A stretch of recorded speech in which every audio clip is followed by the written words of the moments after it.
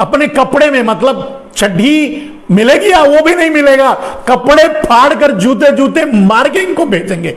Security के बिना जाके देखें, पुलिस के बिना जाके देखें, किसी गांव में भारतीय जनता पार्टी के नेता पुलिस के और सिक्योरिटी के बिना जाकर के वोट मांग के देखें, ना उनके तन पे कपड़े मिलेंगे, ना शरीर पर, कुछ नहीं मिलेगा।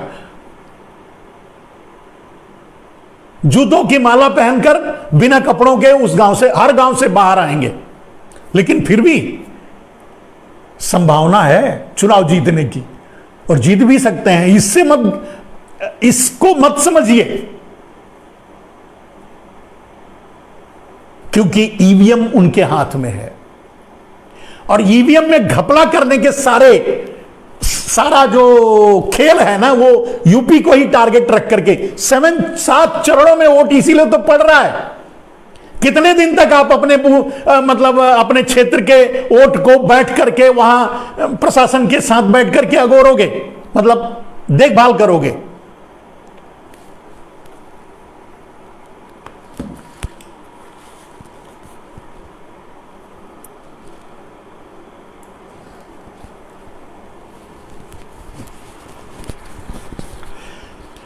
अमित शाह जी ने एक और बात कही आज मीडिया में ही, कि बुआ भतीजा की सरकार में यूपी पीछे रह गया। अमित शाह जी ने कहा। तो मैं समझता हूं इन 5 सालों में जब मोदी जी की सरकार है, यानी डबल इंजन की सरकार है, तो उन्हें उनकी उपलब्धियों पर ही चुनाव कराना चाहिए, वोट मांगना चाहिए। फिर क्यों ये क्या बोलते हैं, ओवैसी को बलि का बकरा बनाते हैं, एक ड्रामा करते हैं, मेलोडियस ड्रामा क्रिएट करते हैं गोली चलवाने का, अपने आदमी को भेजकर गोली चलवाते हैं। क्यों ड्रामा मतलब हिंदू मुसलमान पर क्यों वोट मांग रहे हैं, मंदिर मस्जिद पर क्यों वोट मांग रहे हैं, धर्म के नाम पर क्यों वोट मांग रहे हैं? और अगर विकास बुआ बबुआ के टाइम पे नहीं हुआ था, 5 साल में हो ही गया, तो फिर आपको तो किसी रैली की ही जरूरत नहीं, वोट तो लोग अपने आप दे देंगे। क्यों परेशान हो, क्यों दंगा करवाना चाहते हो, क्यों कैराना चले जाते हो, क्यों कैराना वालों को या कुछ लोगों को याद दिलाते हो कि, और क्यों आजम खान और अतीक अहमद की याद दिलाते हो, क्यों?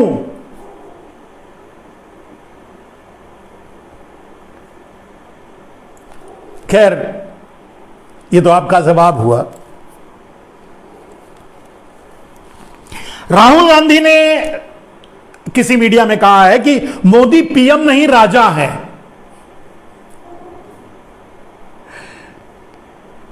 राहुल ने सही कहा है कि मोदी पीएम नहीं राजा हैं। वैसे भी अंग्रेज अपने पीछे बहुत से लोगों को छोड़ के गए थे, और खास करके जूनागढ़ बहुत से लोगों को छोड़ के गए थे, जो उनके जेनेटिक सिस्टम को ढोते हुए आज देश को चलाना चाहते हैं, उन्हीं की स्टाइल से, अंग्रेजों की स्टाइल से।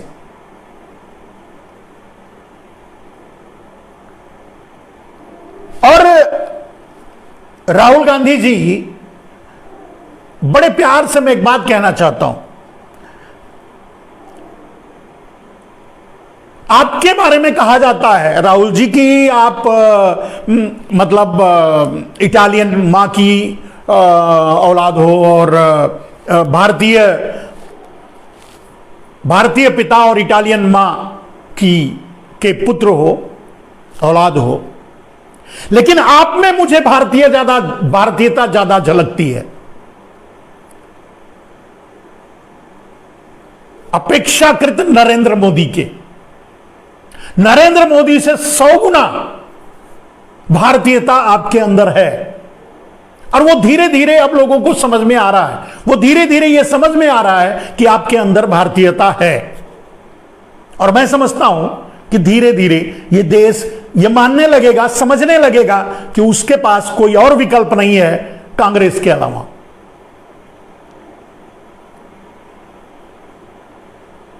फिर से उसे कांग्रेस के पास जाना पड़ेगा। इस देश को एकमात्र इसलिए नरेंद्र मोदी से बचाने के लिए, अंग्रेजों से बचाने के लिए, अंग्रेजी मानसिकता से बचाने के लिए, जो आपने कहा कि मतलब राजा मतलब सामंतवादी मानसिकता से बचाने के लिए, यही बात आपने कहा, यही बात हमारे रविंद्र भाई ने भी कहा था, तो बिल्कुल सही बात है। आप जब बोलते हैं, आपकी भाषा बड़े टूटी फूटी हो सकती है, आप नरेंद्र मोदी की तरह लक्ष्यदार भाषा नहीं बोलते, लेकिन आपकी बातें जो होती हैं वो भारतीयता से ओतप्रोत होती हैं। अब ये समझ में आने लगा है। ये मैं अपने लिए नहीं, कि मैं क्या सोच रहा हूं ये नहीं कह रहा हूं, लोग सोचना शुरू किए हैं। ये लोगों की सोच को मैं रख रहा हूं।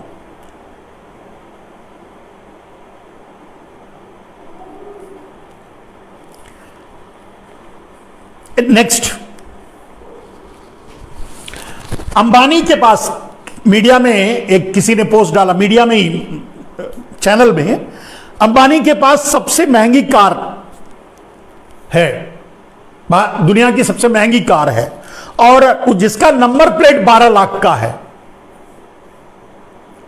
अरे मेरे दोस्त, जब सैया भये कोतवाल तो अब डर काहेगा। हम कहते हैं जिसका चौकीदार नरेंद्र मोदी हो, और जिसके चौकीदार के पास 8,500 का प्लेन हो चलने के लिए, 22,000 का सेंट्रल विस्टा हो रहने के लिए, BMW और न जाने करोड़ों करोड़ की कारें हो घूमने के लिए, लाखों लाख का, जैसे आज आपने देखा होगा सुबह से लेकर के और वहां उतरने से लेकर वहां फ्यूनरल, लता जी के फ्यूनरल में जाने तक, पता नहीं 10 ड्रेस तो जरूर बदले होंगे नरेंद्र मोदी। तो कहने का मतलब, जिसका चौकीदार इस भव्यता से रहता हो, उसके मालिक को यह कार और उसका 12 लाख का नंबर प्लेट आपको दिखता है, तो गलत है भाई। ये तो होना ही है, ये तो है ही। और वैसे भी एक बात व्यापारिक रूप से कह रहा हूं, जिसे मैं जानता हूं, व्यापारी होने के नाते वो मुझे पता है, मैं जानता हूं कि 2 कौड़ी का आदमी है अडानी और अंबानी, 2 कौड़ी का। अगर उनकी संपत्ति को, जो शेयर मार्केट में, जिसके जरिए वो शेयर मार्केट में उसको बहुत ज्यादा दिखा करके और बैंकों का पैसा लूट खा करके कर रहे हैं, सब कुछ नहीं, ये छोड़ दो, अगर उनकी exact value, exact assets value declare कर दिया जाए आज, तो उससे 3 गुना ज्यादा उन पर भारत का लोन है। इसका अर्थ यह होता है, जानते हैं आप क्या होता है? वो भिखारी हैं। उनके कपड़े, उनकी गाड़ी, उनका बंगला, उनका खाना, सब कुछ आपकी मेहरबानी से है, आपके पैसे से है।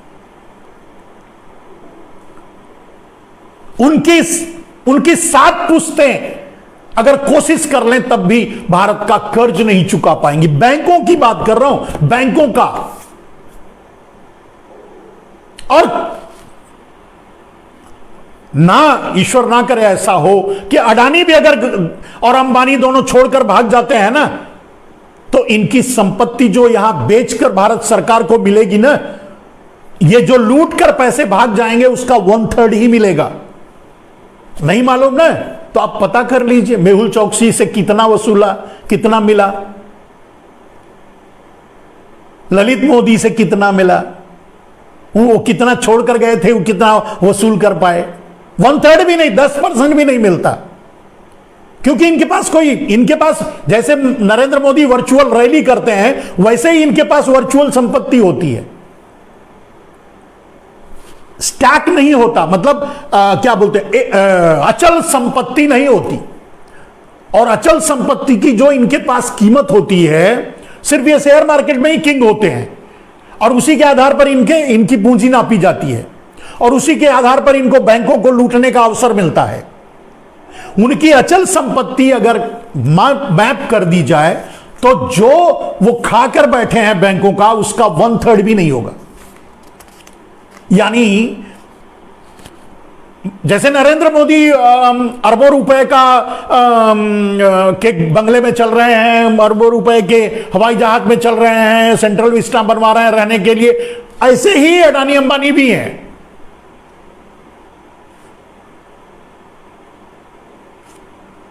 वो हमारे और आप जैसे नरेंद्र मोदी मतलब परजीवी हैं, दूसरे की कमाई खाने वाले, उसी तरह अडानी अंबानी भी परजीवी हैं, हमारे आपके पैसे पर जीने वाले।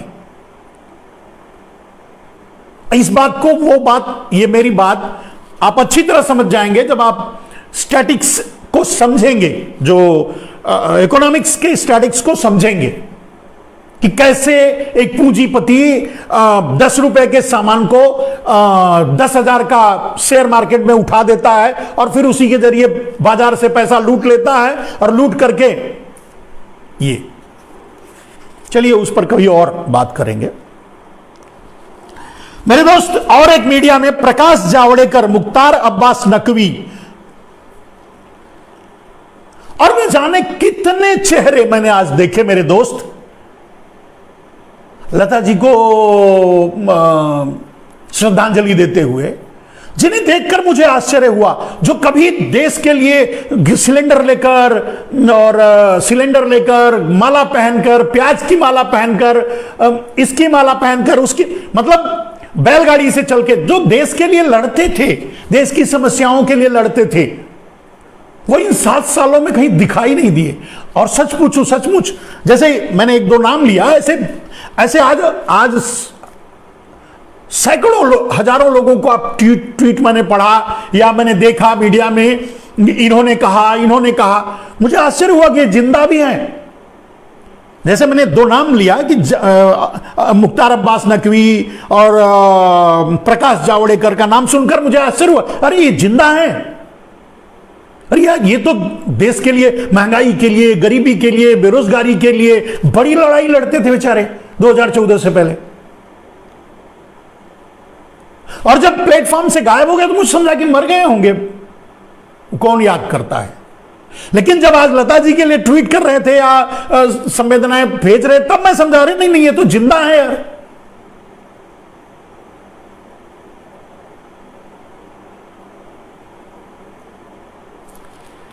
चलिए जिंदा हैं तो हैं, लेकिन मुझे तो आज ही पता चला कि ऐसे लोग भी, ऐसे कुछ लोग जिंदा हैं जो हमारे लिए लड़ा करते थे।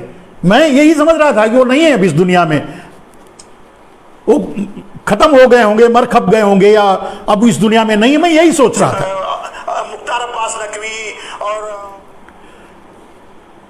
खैर वो भ्रम भी टूट गया, वो हैं अभी जिंदा हैं, अच्छा है, अगर जिंदा है तो बढ़िया है, अगर जिंदा ही रहें, ईश्वर करें वो उन अपने परिवार और अपने घर के लिए जिंदा रहें, और उनका जिंदा रहना जरूरी भी है उनके परिवार के लिए, सबके लिए। लेकिन सवाल यह है कि ये गायब एकदम से हो गए थे, इतना लड़ाई लड़ने वाले, तो मुझे आश्चर्य हुआ उन्हें देख करके आज मीडिया में।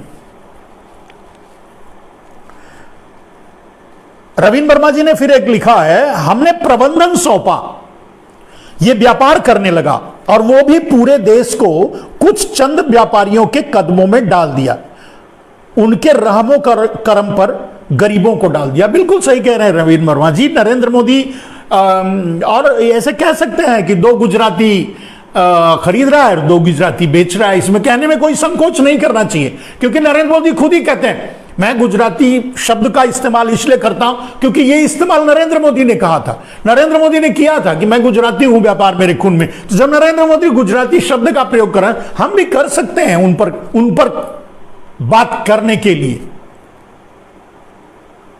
सारे गुजराती चोर थोड़ी हैं, सारे गुजराती बुरे थोड़ी हैं, उसमें कुछ है। लेकिन मैंने पहले भी कहा कि जो जितने फ्रॉड हैं, जितने चोर हैं, जितने कायर हैं, जितने बुजदिल हैं, जितने हैं, वो सब 90% गुजराती हैं। और ये बात, ये डायलॉग्स भी नरेंद्र मोदी का ही है, अमित शाह का ही है, इन लोगों का ही है, भारतीय जनता। वो कहते हैं ना कि भाई सारे मुसलमान आतंकवादी भले ना हो, लेकिन जो आतंकवादी हैं वो मुसलमान हैं। वही बात मैं भी कहता हूं, जो वो कहते हैं वही बात मैं कह रहा हूं। कि सारे चोर, सारे लुटेरे, भले ही सारे गुजराती भले ही चोर लुटेरे ना हो, लेकिन जो चोर लुटेरे हैं उसमें 90% गुजराती हैं।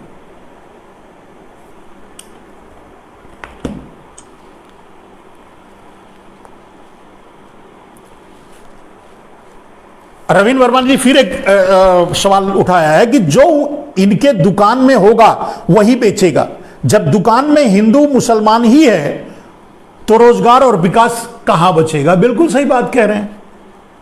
इनके लिए दुनिया हिंदू मुसलमानों से शुरू होकर हिंदू मुसलमानों पर ही खत्म होती है, क्योंकि नरेंद्र मोदी की राजनीति हिंदू मुसलमानों से शुरू हुई थी, तो उनकी राजनीति हिंदू मुसलमानों पर ही खत्म भी होगी।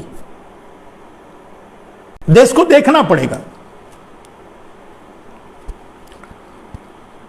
रमन कुमार जी लिखते हैं सैल्यूट साहब, धन्यवाद बंधु। आकाश पंडित लिखते हैं each and every soul is equal loved by the God. बिल्कुल सही बात बोल रहे हैं मेरे भाई। हिंदू राजा जय श्री राम वाले आ गए। सुनील शुक्ला जी, अब समझो, जय श्री राम वाले जब आ गए तो वो फैज लिखते हैं कि ये फौजी लिखते हैं कि संजीव भट्ट को रिहा करो। कैसे रिहा करेंगे? संजीव भट्ट को रिहा करेंगे मोदी जेल चले जाएंगे। रिहा कैसे करेंगे? मोदी को जेल से बाहर रहना है तो संजीव भट्ट को जेल में रहना पड़ेगा, कम से कम जब तक नरेंद्र मोदी प्रधानमंत्री हैं तब तक तो नहीं रिहा करेंगे। उसके बाद रमन कुमार लिखते हैं वाह साहब, धन्यवाद बंधु। तो मेरे मित्रों, आप सब लोग मेरे साथ जुड़ते हो, और भी अब कुछ बातें और हैं मैं जिसको आगे ले लेता हूं।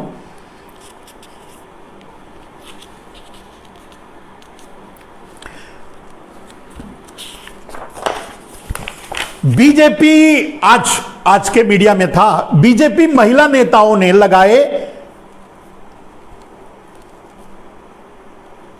चाय के ठेले। बीजेपी महिला नेताओं ने लगाए चाय के ठेले, नाच गाकर लोगों को रिझाया। मीडिया की बात कर रहा हूं, ये मीडिया में था, उनकी ही मीडिया में, गोदी मीडिया में। तो अब इसके अलावा करेंगी क्या बेचारी? उनको करने के लिए तो, राजनीति करने के लिए तो है नहीं, तो बेचारी नाच गाकर यही करेंगी, चाय का ठेला लगाएंगी। आज नहीं तो कल वही करना है। और वैसे भी राजनीति में भारतीय जनता पार्टी में दो ही आदमी हैं, एक है नरेंद्र मोदी, एक है अमित शाह। बाकी तो सब वही है, मतलब ताली बजाने वाले हैं, या तो फिर नाच गाने वाली हैं, या तो फिर ऐसे ही हैं। बाकी तो और कोई नहीं है कहां वो? कोई है कहां वहां? दो लोग हैं बस, दो नाम, दो ही लोग। हाँ, ज्योतिरादित्य ने कहा आज कि 2014 से पहले देश में भ्रष्टाचार होता था, अब नहीं होता। जो ज्योतिरादित्य सिंधिया, आप जानते हैं ज्योतिरादित्य सिंधिया कौन है? जिन्होंने लक्ष्मीबाई, जिनके पूर्वजों ने लक्ष्मीबाई से गद्दारी करके मरवाया था। तो गद्दार क्या बोलेगा आप खुद ही समझ सकते हैं, मैं क्या बोलूं, उसका वंशज क्या बोलेगा, अब इससे ज्यादा बोल भी क्या सकता है। और वो चाहे जहां भी रहे वही बोलेगा, वही करेगा। और अगर ये कहते हैं कि इसके पहले 2014 से पहले भ्रष्टाचार होता था, अब नहीं होता है, तो 400 लाख करोड़ ज्योतिरादित्य सिंधिया जी बताइए कहां गया? आप भी उसमें हिस्सेदारी होगी, मतलब आपका अगर स्विस बैंक में होगा तो आधा आपके पास छोड़ दिया होगा, आधा ले लिया होगा, और यही डर दिखा करके आपको अपने पार्टी में भी शामिल कर लिया मोदी ने। तो आप कर भी क्या सकते हो? आपकी औकात बची कहां है? आपकी क्रेडिबिलिटी, कहने का मतलब आपकी विश्वसनीयता तो पहले भी नहीं थी। हम जैसे लोग तो आपको उन्हीं गद्दार की श्रेणी में मानते हैं, लेकिन आज अगर आप बोलते हो तो पूछना कभी नरेंद्र मोदी से कि 400 लाख करोड़ कहां गया? अब 600 लाख करोड़ हो चुका है पहले तो, और वो 5 लाख करोड़ कहां गया जो करेंसी में था, वो कहां गया? तो अब इससे बड़ा भ्रष्टाचार तो पूरे विश्व में कभी नहीं हुआ है। भारत की बात तो छोड़ दो और भ्रष्टाचार की बात करते हो। यह कह सकते हो आपकी पहले आम आदमी भ्रष्टाचार करता था, पहले आम आदमी भ्रष्टाचार करता था, आम पुलिस, आम आदमी, आम व्यवस्था, आम लोग सब भ्रष्टाचार करते थे, कुछ खा लेते थे, सही बात है, मान लेता हूं मैं। लेकिन अब सिर्फ अमित शाह, नरेंद्र मोदी 2/2, 2/2 माने 2-2-4 वही लोग कर रहे हैं। अगर इससे आपको खुशी मिलती है तो अच्छी बात है। सिर्फ 4 ही आदमी, मैंने एक दिन कहा था कि भ्रष्टाचार का, सब चीज का तो प्राइवेटाइजेशन नरेंद्र मोदी ने किया, भ्रष्टाचार का नेशनलाइजेशन किया। तो अगर आप भ्रष्टाचार का के नेशनलाइजेशन को देश के लिए अच्छा मानते हो तो इट्स वेल एंड गुड, अच्छी बात है। और आप तो थोड़ा बहुत पढ़े लिखे भी होगे, मैं नहीं जानता कि आप नरेंद्र मोदी की तरह चौथी फेल हो, इस तरह की बात कर रहे हो। राजनीति आपकी मजबूरी है, अगर उस मजबूरी के कारण अगर आप ये बोल रहे हो तो मैं समझता हूं ऐसी राजनीति को ठोकर मारनी चाहिए।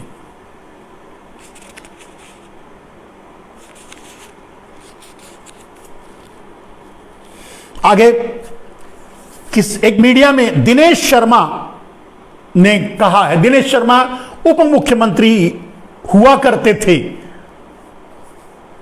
उप मुख्यमंत्री हुआ करते थे। एक बार मेरा और उनका सामना हुआ है, वो भी सुदर्शन चैनल पे। मैंने उनसे सवाल किया, वो सक पका गए और जवाब नहीं दे पाए। कभी मैं उस वीडियो को डालूंगा। दिनेश शर्मा जी से मैंने जो सवाल किया, दिनेश शर्मा जी जवाब नहीं दे पाए, इधर उधर भागने लगे, टालने लगे, टाल मटोल करने लगे। लेकिन मैं उसको कभी शेयर करूंगा आपको, वीडियो में अटैच करके।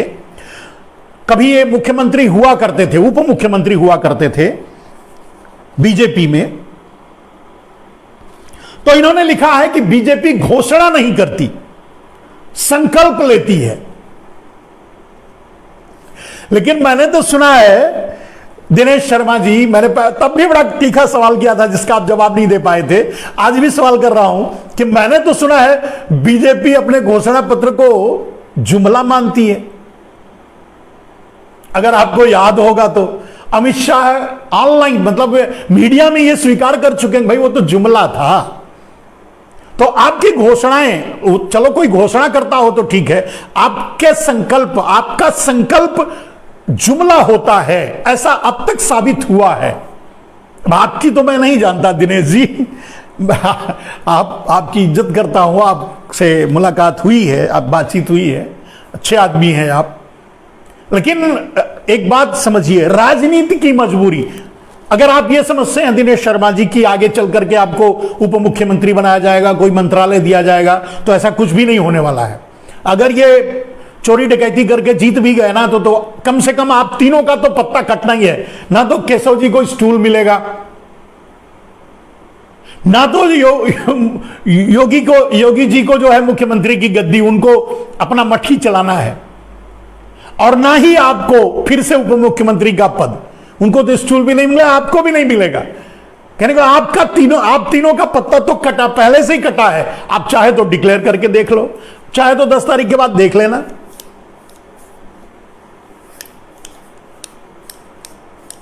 मोदी जी, आप अगर समझते हो राजनीति को, दिनेश जी और केशव जी से भी मेरा कहना है, दिनेश जी से भी, और योगी जी समझते हैं, वो जानते हैं, जान करके परेशान है बेचारे, क्या करें। तो आप खुद ये जानते हो जो मैं कह रहा हूं वो सच है। लेकिन राजनीति करना या मंत्री बनना या कोई पद लेना, इतनी मजबूरी भी नहीं होनी चाहिए कि अपनी जमीर को ही मार दो। तो दिनेश जी, पूरा देश आज संकट में है। पूरा देश नरेंद्र मोदी गुलाम बनाने जा रहे हैं, पूरे देश को खत्म करने जा रहे हैं, पूरी देश की अस्मिता को मिटाने जा रहे हैं। अगर आपके अंदर से आपकी आत्मा स्वीकारे, अगर वो बाहर आए तो बचा लो। आपका भी देश है, मेरा भी देश है। इस देश का आगे आने वाली पीढ़ी आपको भी याद करेगी। जरूरी नहीं है कि किसी पार्टी में अगर एक बंधा बन करके रहने से अच्छा है कि रेवोल्यूशन करो, कोई जरूरी नहीं। अगर आप मुख्यमंत्री हो तब भी 2 ही रोटी खाते हो, उससे ज्यादा मैं भी 2 रोटी खाता हूं। थोड़ी सुविधाएं आपको ज्यादा होंगी, मुझको कम है, लेकिन मैं सच बोलता हूं इसलिए मैं संतुष्ट हूं। और आप सच स्वीकार नहीं कर पाते, इसलिए आप असंतुष्ट हो। अपनी आत्मा का दमन मत करो। मैं हर आदमी को यह कहता हूं, अपनी आत्मा की आवाज को सुनो। और इस देश को, यह मेरा चैलेंज है, इस पूरे देश को, भारतवर्ष को मेरा चैलेंज है कि अगर भारतवर्ष का एक एक नागरिक अपने दिल पर ऐसे, बाएं तरफ होता है, माफ कीजिएगा, इस तरफ होता है ऐसे, मैं नरेंद्र मोदी नहीं हूं जो नरेंद्र मोदी नहीं हूं जो पढ़ाओ को पटाओ कह दे और फिर उससे पीछे ना हटे। तो कहने का मतलब दिल इधर नहीं इधर होता है, मैं स्वीकार करता हूं।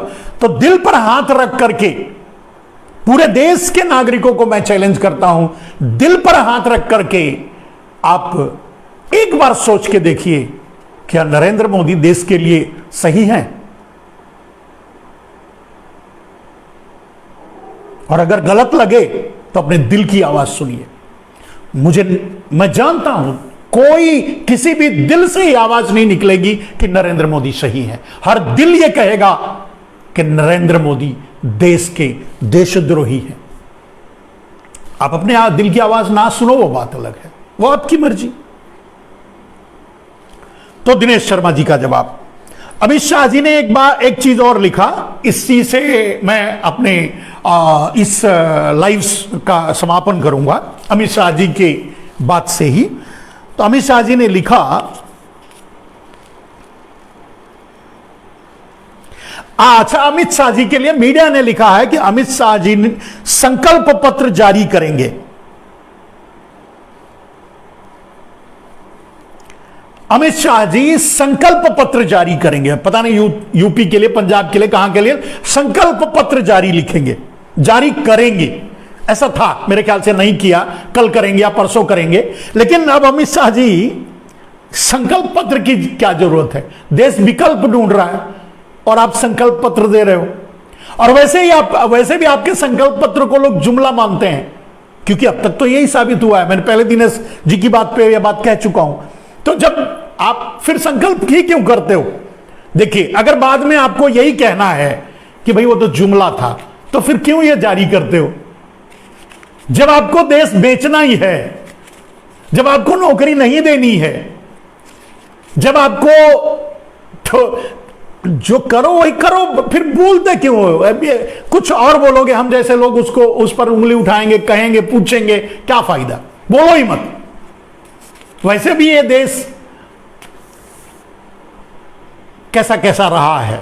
अब ये देश, अगर इस देश के लोग अभी भी आपके लिए, नरेंद्र मोदी के लिए ताली बजाता है, तो इससे बड़ा आश्चर्य तो मेरे लिए, 8वां आश्चर्य तो कोई हो नहीं सकता। और इसी में मैं देखता हूं कि भारत हजारों साल गुलाम कैसे रहा। आप जैसे लोग देश को रौंदते रहे, बेचते रहे, खाते रहे, और उनको ना समझ करके देश आप जैसे लोगों के साथ खड़ा रहा। यही होता रहा है आदिकाल से।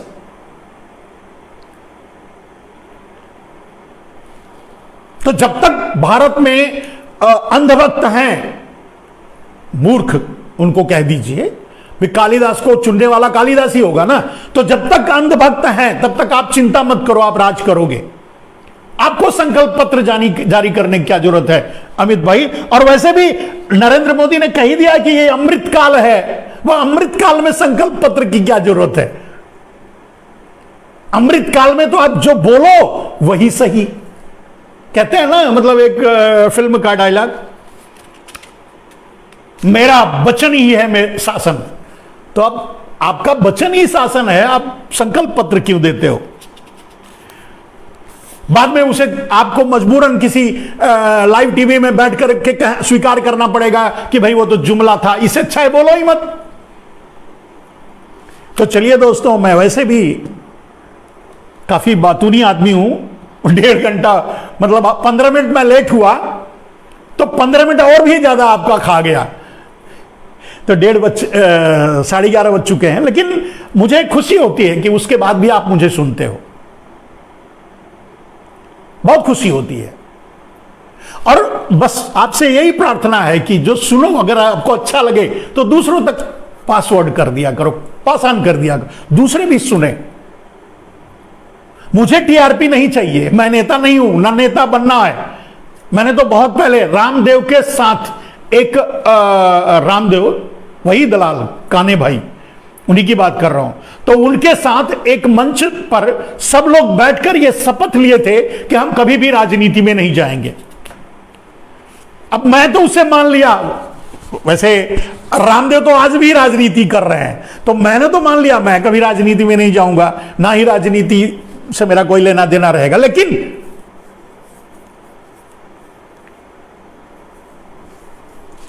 चलिए मेरे दोस्त, आज के लिए बस इतना ही। हम तो आपको जागरूक करने, आपको जगाने, आपको अपनी बात बताने, देश की समस्याओं को बताने, सच सुनाने आते हैं, आते रहेंगे आपके बीच। आपको अच्छा लगे तो खुद भी सुनिए, दूसरों को भी सुनाइए, दूसरों को भी फॉरवर्ड कीजिए। आज के लिए बस इतना ही। जय हिंद, वंदे मातरम दोस्त।